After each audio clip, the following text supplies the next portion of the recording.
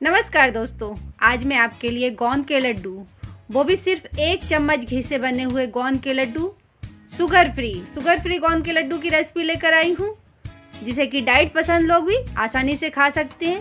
गोंद के लड्डुओं के हेल्थ बेनिफिट तो सबको पता ही है। ये हमारे शरीर को बहुत ही ताकतवर बनाते हैं और ये हमारी हड्डियों को भी बहुत ही मजबूत बनाते हैं। इसलिए गोंद के लड्डू आप ज़रूर खाइए इन सर्दियों में।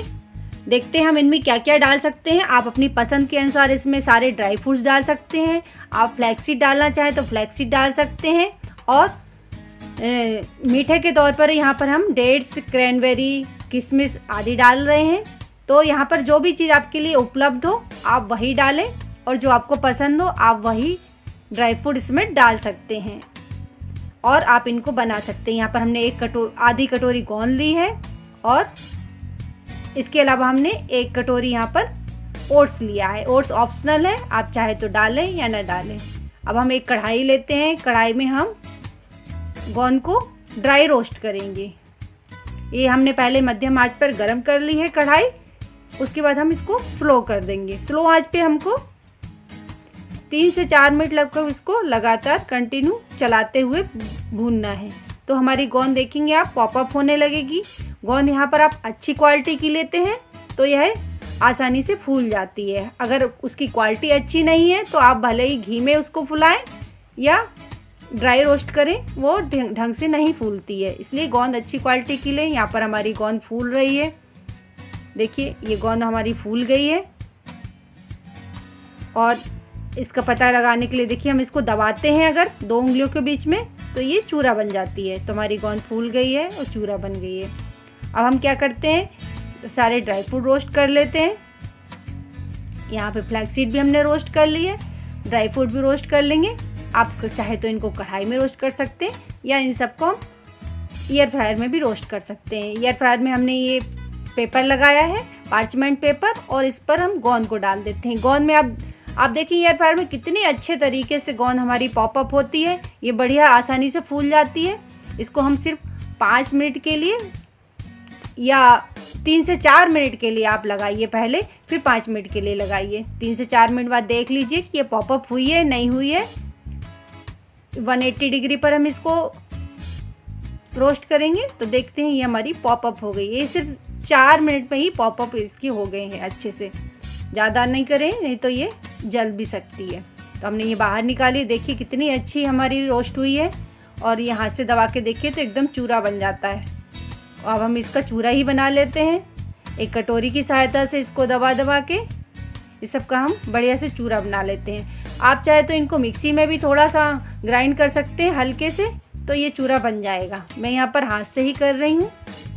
देखिए अच्छे से ये हमारी चूरा बन गया है और इसको हम एक तरफ रख देंगे। अब हमने यहाँ पर ओट्स भी रोस्ट कर लिए हैं 4-5 मिनट के लिए।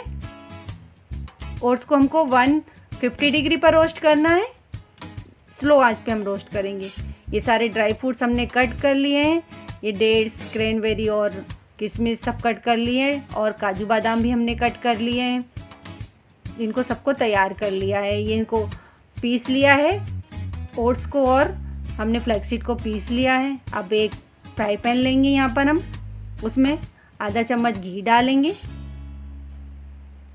यहाँ पर हम घी का फ्लेवर दे रहे हैं या गोंद में, ताकि ये सूखी सूखी नहीं लगे, इसलिए थोड़ा सा घी हम डाल के इसको घी का फ्लेवर देते हैं ताकि ये हमारे गले में भी नहीं लगे, नहीं तो ये गले में भी लगने लगती है। तो यहाँ पर हम थोड़े से घी में इसको रोस्ट कर लेते हैं। यहाँ पर सिर्फ सौटे करना है हमको, क्योंकि हमारी गोंद तो पहले ही भून चुकी है, ताकि वो घी में थोड़ा सा अच्छे से सॉफ्ट हो जाए।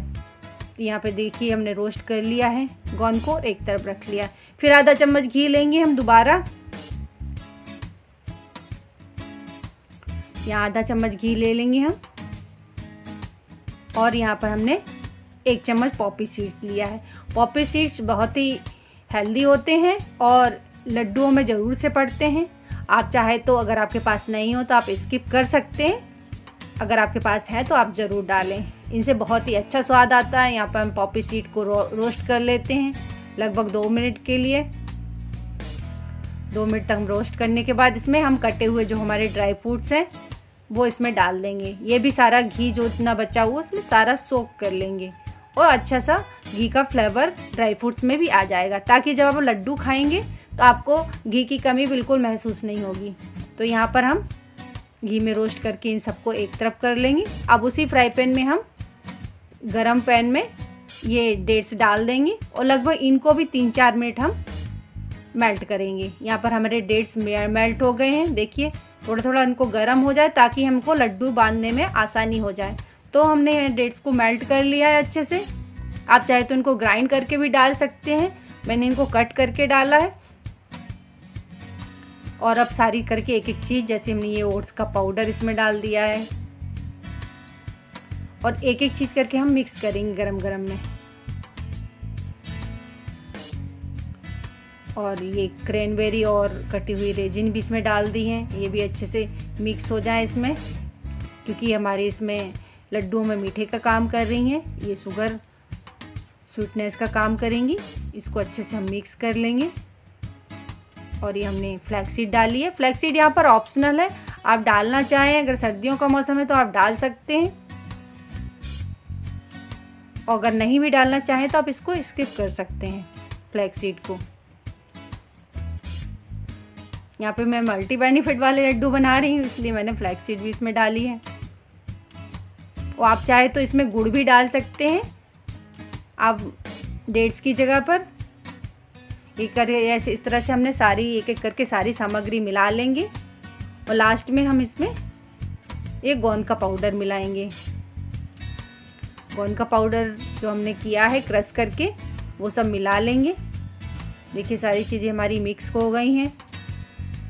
अब जो हमने कटे हुए ड्राई फ्रूट्स को आप मिक्सी में पीस भी सकते हैं अगर आप पाउडर बनाना चाहें। फाइन पाउडर पसंद है, मुझे थोड़ा खड़े खड़े लड्डू पसंद है, इसलिए ताकि मुंह में बाइट आए ड्राई फ्रूट्स का, इसलिए मैं ड्राई फ्रूट काट के डाल रही हूँ। देखिए इस तरह से सबको मसल लेंगे अच्छे से। अगर आपके लड्डू नहीं बनते हैं तो आप थोड़ा सा डेट्स इसमें और डाल सकते हैं, या थोड़ा सा 1-8 चम्मच घी भी गर्म करके डाल सकते हैं। तो यहाँ मेरे लड्डू मसलने से अच्छे से ये बन गए हैं।